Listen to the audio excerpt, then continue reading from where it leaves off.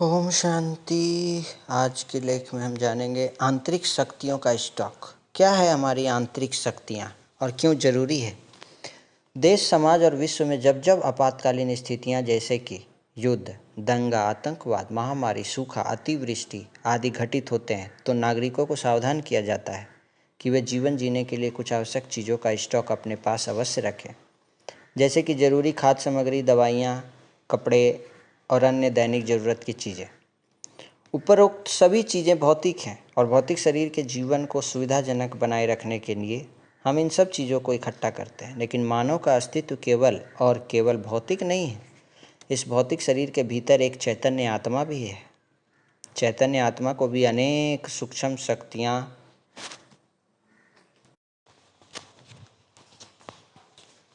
शक्तियों का, गुणों का और ऊंचे विचारों की आवश्यकता होती है। किसको? आत्मा को। जैसे हम एक एक पैसा जोड़कर बहुत सारा धन इकट्ठा कर सकते हैं ना, ऐसे ही एक एक अच्छा विचार प्रतिदिन ग्रहण करते करते हम अपने भीतर आध्यात्मिक नैतिक शक्तियों का भंडारण कर सकते हैं, जो आड़े वक्त में हमें बहुत काम आती है। ये आत्मा की इम्यूनिटी पावर है। इन्हीं शक्तियों को हम मानसिक शक्ति, आध्यात्मिक शक्ति या मनोबल कह लीजिए आप। वर्तमान परिस्थितियों में हमें जितनी भौतिक आवश्यकताओं को पूर्ण करने वाली चीज़ों की ज़रूरत है, उससे भी कहीं अधिक मन को शक्तिशाली, पॉजिटिव, स्थिर, एकाग्र बनाए रखने की आवश्यकता है कि नहीं है? आप ही बताइए, कमेंट करके बताइए।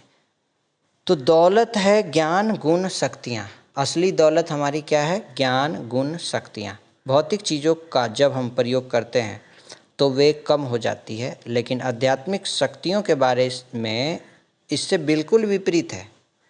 इन शक्तियों को हम जितना प्रयोग में लाते हैं, मतलब बांटते हैं, जितना अपने मन में इनका स्मरण करते हैं, दूसरों को इन शक्तियों के बारे में सुनाते हैं, अपने कर्म व्यवहार में इन्हें उतारते हैं, उतनी ही ये बढ़ती जाती हैं। संगम युग पर रुपया, पैसा, सामान, वस्तु हमारी दौलत नहीं, दौलत है ज्ञान, गुण और शक्तियाँ। ये जो लास्ट समय चल रहा है, स्थूल साधन मात्र काम निकालने के लिए है। काम निकला फिर न्यारे हो गए।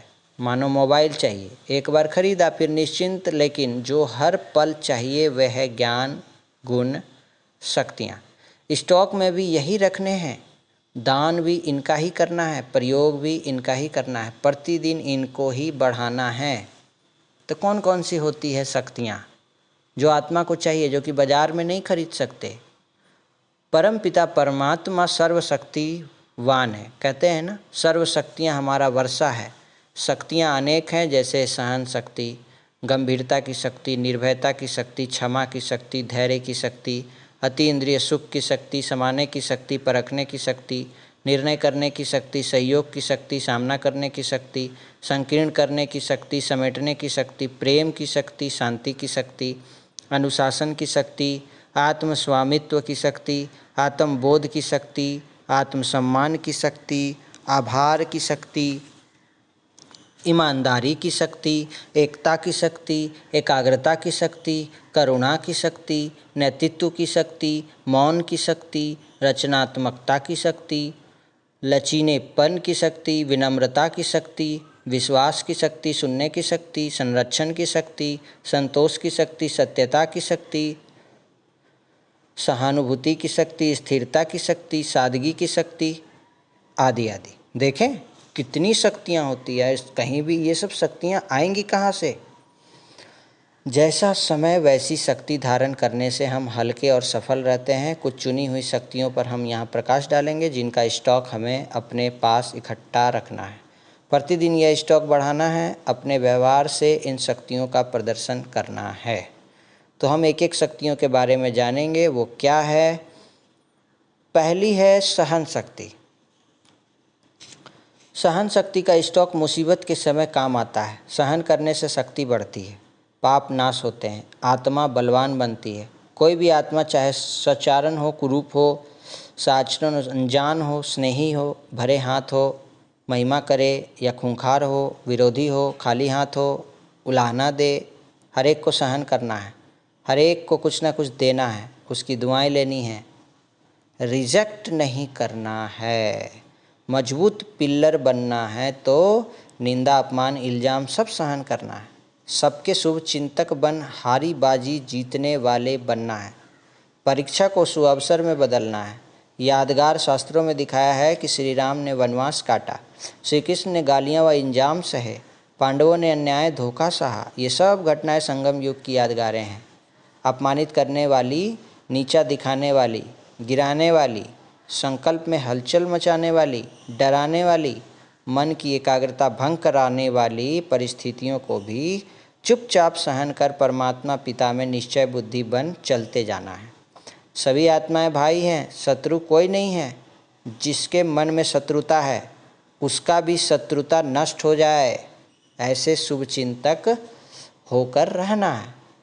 जैसे अन्य साधन और धन इकट्ठा करने की योजना बन सकती है, ऐसे ही सहन शक्ति का स्टॉक जमा करने की योजना भी बन सकती है ना। ये भी बहुत बड़ा धन है, सहन शक्ति। नेक्स्ट है गंभीरता की शक्ति। गंभीर व्यक्ति की बातों को सभी मूल्य देते हैं कि नहीं। वह तोल कर बोलता है। यदि हम गपशप ज़्यादा सुनते हैं तो लोग और ज़्यादा सुनाते हैं। हम अपना व्यक्तित्व ऐसा बनाएं जो लोग समझे कि व्यर्थ बातों में हमारी रुचि नहीं है। यदि हम ऐसे संग या वातावरण में रह रहे हैं जहाँ विचार तरंगे व बातचीत सात्विक नहीं है, तो हमें लोगों की बातों को ज्ञान द्वारा मोड़ना चाहिए। इससे लोग रुष्ट नहीं होंगे, बल्कि हमारी आध्यात्मिक रुचि की सराहना करेंगे। व्यापार में साझीदार नौकर से गलती होने पर एकदम डांटना, टोकना, नाराज़गी प्रकट करना, बीती बातों की याद दिलाना, ये गंभीरता नहीं है। गंभीर व्यक्ति तुरंत संशोधन, सुझाव व ताड़ना नहीं देता, बल्कि समय आने पर आत्मिक भाव से, मधुरता से सुझाव गुण मोती की तरह देता है। कोई क्रोध से बोले तो तुरंत प्रतिक्रिया नहीं करता। उसे याद रहता है कि मैं ऊंच कुल का हूँ। रॉयल्टी, मैनर्स, श्रेष्ठता की उसे स्मृति रहती है। किसी की गलतियाँ, बुराई सुनकर चेहरे पर नाराज़गी के भाव नहीं लाता। उससे चिढ़कर बात नहीं करता। बात को सागर समान हजम किए रहता है और समय आने पर प्यार से मित्र बनाकर भूल बता देता है। गंभीर का मतलब मुंहफट या मनहूस नहीं है, बल्कि मर्यादित रूप से मिलने वाला है। वह एक की बात दूसरे तक जाने नहीं देता है। ये है गंभीरता की शक्ति। अगली है निर्भयता की शक्ति। क्या है निर्भयता की शक्ति? निर्भय बनने के लिए एकांत में बैठ चिंतन करें। भगवान निर्भय है, निर्वैर है। मैं आत्मा उनका उत्तराधिकारी हूँ, तो निर्भयता पर मेरा हक है। भक्त लोग हर प्रकार के भय से मुक्त होने के लिए भगवान का नाम सिमरन करते हैं। मेरे तो वो सदा साथ साथ है। जिसका साथी है भगवान, उसको क्या रोके हैवान या इंसान, बोलते हैं ना। ईश्वर अपने साथ है, डरने की क्या बात है। निर्भयता की शक्ति की किरणें निरंतर मुझ पर उतर रही है। मैं निर्भयता का फरिश्ता हूँ, निर्भयता के शिखर पर विराजमान हूँ। भयभीत आत्माएं मुझसे निर्भयता का वरदान लेने आ रही हैं। मैं फरिश्ता निर्भयता से उनकी झोली भर रहा हूँ। मैं निर्भयता का दाता हूँ। इस तरीके के चिंतन से निर्भयता की शक्ति बढ़ती है। एक भगवान ही है जो निर्भय है, निर्वैर है। उनको किसी चीज़ का डर नहीं है, तो उनसे हमको निर्भयता की शक्ति प्राप्त करनी है। अगली शक्ति का नाम है क्षमा करने की शक्ति। अब ये क्षमा करने की शक्ति क्या होती है? ये भी एक शक्ति है जो कि लोगों के पास अब बिल्कुल भी नहीं है। कोई किसी को क्षमा नहीं कर पा रहे हैं। अब ब्रह्मा कुमारी ईश्वरीय विश्वविद्यालय में ये जो राजयोग मेडिटेशन सिखाया जाता है, इसमें अष्ट शक्तियों की प्राप्ति होती है। सहन करने की शक्ति, सामान्य परखने की शक्ति, निर्णय करने की शक्ति, सामना, सहयोग, विस्तार को संकीर्ण और समेटना, ये आठों शक्तियों जो मेन शक्तियां हैं, ये राजयोग के द्वारा मिलती है, जो हर ब्रह्मा कुमारी सेंटर पर सिखाया जाता है फ्री ऑफ कॉस्ट। तो अगली शक्ति क्षमा करने की शक्ति भी है, इसके बारे में भी जानते हैं। तो यहाँ ब्रह्मा कुमारी इसमें ब्रह्मा बाबा ने सबको माफ़ किया। ब्रह्मा बाबा के कदम पर कदम रखना है, बदला लेना माना अपनी ऊर्जा नष्ट करना है। फिर यही वाइब्रेशन वातावरण में फैलते हैं। वातावरण खराब करने का बोझ हम पर चढ़ता है। जो हम देते हैं वही लौटता है ना। इस प्रकार नकारात्मकता का कुचक्र चल पड़ता है। बीती बातें याद करने से भविष्य नष्ट हो जाता है। मन रचनात्मक नहीं विषाक्त बन जाता है। भगवान के दिल से उतर जाते हैं।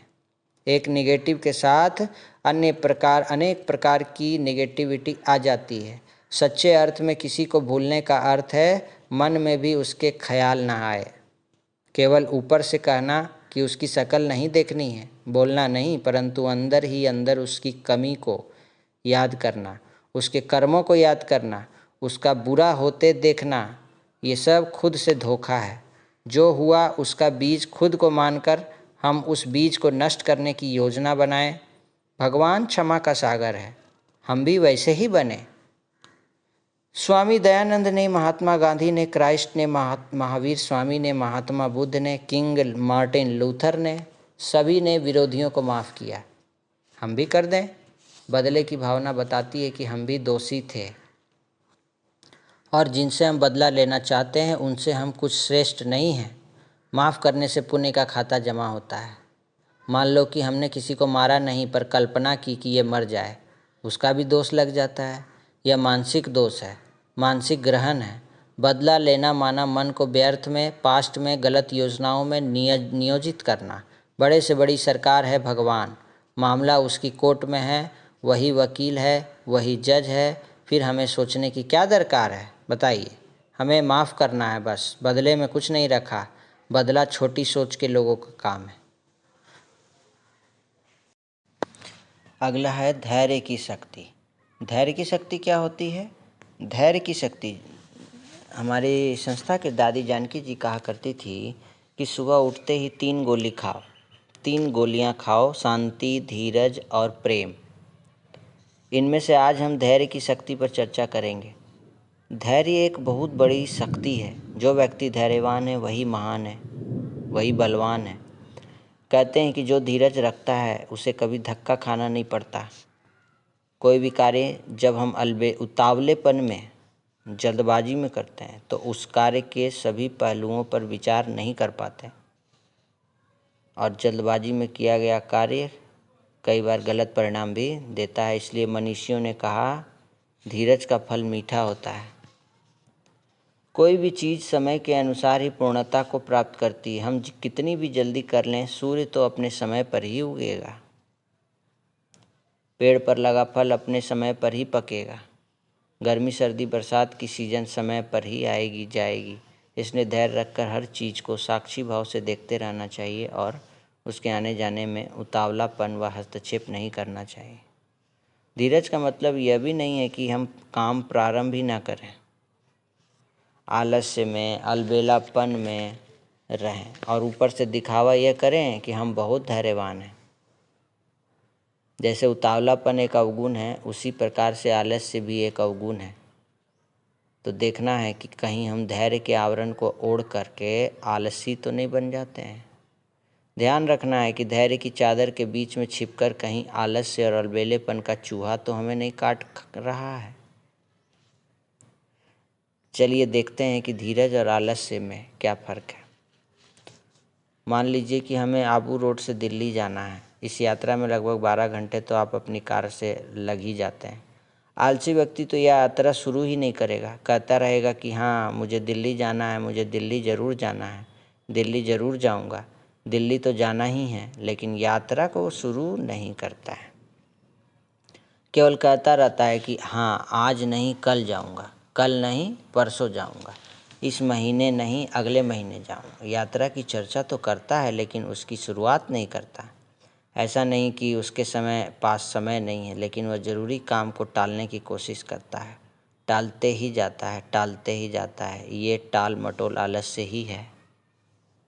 उतावलापन व्यक्ति यात्रा शुरू तो कर लेता है, लेकिन यात्रा के दौरान उसका उतावलापन प्रकट होता रहता है। वह जल्दबाजी के संकल्प तो करता ही है, लेकिन वाणी से भी कई बार उन्हें प्रकट कर देता है कि गाड़ी तेज चलाओ, इतना समय हो गया, अभी तक दिल्ली आई क्यों नहीं, अभी तक तो आ जानी चाहिए थी, देखो बाजू वाले गाड़ी की आगे निकल गई। वाले की गाड़ी आगे निकल गई। आपको भी इसी तरह से जल्दी जल्दी गाड़ी को चलाना चाहिए। समय से पहले वह स्थान पर पहुंच जाना चाहता है और कई बार उतावलेपन में दुर्घटना भी हो जाती है। तो जीवन के लिए ना तो उतावलापन अच्छा है और ना ही आलस्य। इन दोनों से ऊपर की महान स्थिति है धैर्यवान व्यक्ति की। वह कार्य प्रारंभ भी करता है और उस कार्य में कितना समय लगेगा इसका आकलन अपनी बुद्धि में रखता है। इस समय के दौरान मन को स्थिर रखता है, साक्षी रखता है, सद्भावना रखता है कि कार्य समय पर अवश्य पूरा होगा।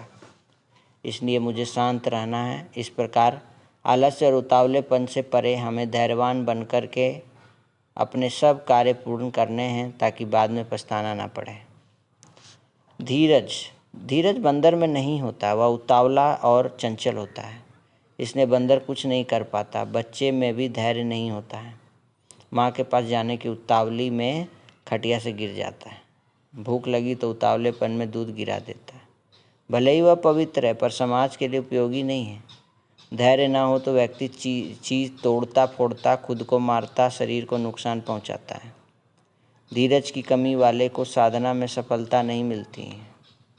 धीरज की कमी से बनता काम बिगड़ जाता है। धीरज नहीं है माना बिना ब्रेक की गाड़ी है। धैर्यवान आत्मा ही निरंतर उन्नति करती है। तो समझा आपने धीरज और आलस्य में क्या अंतर है। अगली शक्ति है अति इंद्रिय सुख की शक्ति। तो एकांत में चिंतन करें, मैं आत्मा सुख की शक्ति से भरपूर हूँ। मेरा पिता परम पिता परमात्मा सुख का सागर है। मेरा अधिकार है संपूर्ण सुख पर। जैसे मेरी इजाज़त के बिना कोई मेरे शरीर या शरीर की चीज़ों को छू नहीं सकता, वैसे ही कोई भी बात मेरे सुख को चुरा नहीं सकती, छू नहीं सकती, हिला नहीं सकती। अभी मुझ आत्मा में भरा हुआ सुख आधा कल्प चलेगा। सुख के सागर की बारिश हूँ, सुख के सागर में डूबी हुई हूँ। मेरा वर्षा है सुख, इसे कभी नहीं छोड़ूंगा। अन्य शक्तियों की भांति सुख की शक्ति को भी कार्य व्यवहार के दौरान खुद पर उतरते महसूस करना है। आत्मा में सुख भरा हुआ होगा तभी वह दूसरों को दे पाएगी। इसीलिए सुख का स्टॉक जमा करके रखना है। छोटी छोटी बातों में सुख खत्म नहीं होना चाहिए। तो ये थी कुछ शक्तियों के बारे में। आंतरिक शक्तियाँ इसको कहते हैं। इसको तो आप बाज़ार से ख़रीद नहीं पाएंगे। तो हमने बात की अपने आंतरिक शक्तियों के स्टॉक के बारे में। क्या हमारे पास आंतरिक शक्तियों का स्टॉक है। हमने बहुत सारी शक्तियों के बारे में चर्चा की है। वीडियो के शुरुआत में हमने देखा शक्तियाँ अनेक हैं। उसमें से हमने सहन शक्ति, गंभीरता की शक्ति, निर्भयता की, क्षमा करने की, धैर्य की और अतीन्द्रिय सुख की शक्तियों के बारे में बात किया। तो ये लेख आपको कैसा लगा कमेंट ज़रूर करिए। और इन शक्तियों को अपने अंदर कैसे भरें, आपको क्या लगता है कमेंट कीजिए। और अपने नज़दीकी ब्रह्मा कुमारी सेंटर पर जाएं, जहां ये आंतरिक शक्तियों का स्टॉक भरा जाता है राजयोग के माध्यम से free of cost. Om Shanti, धन्यवाद। फिर से मिलते हैं नए वीडियो में।